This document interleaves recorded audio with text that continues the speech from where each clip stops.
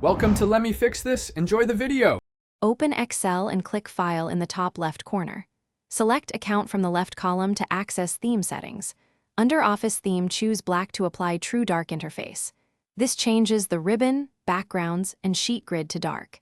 If you have Microsoft 365, Black theme gives the deepest contrast. Count on about 6 clicks to complete these steps in total.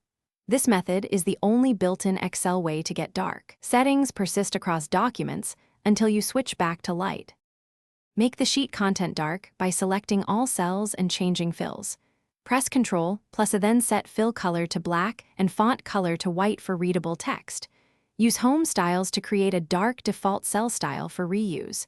Save a workbook configured this way as book. XLTX inside your Excel, start folder to load by default.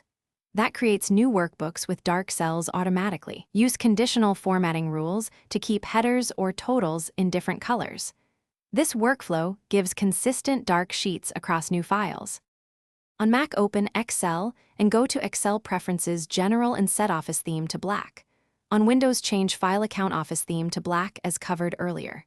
Note that charts, print preview, and some dialog boxes can remain light and need manual formatting.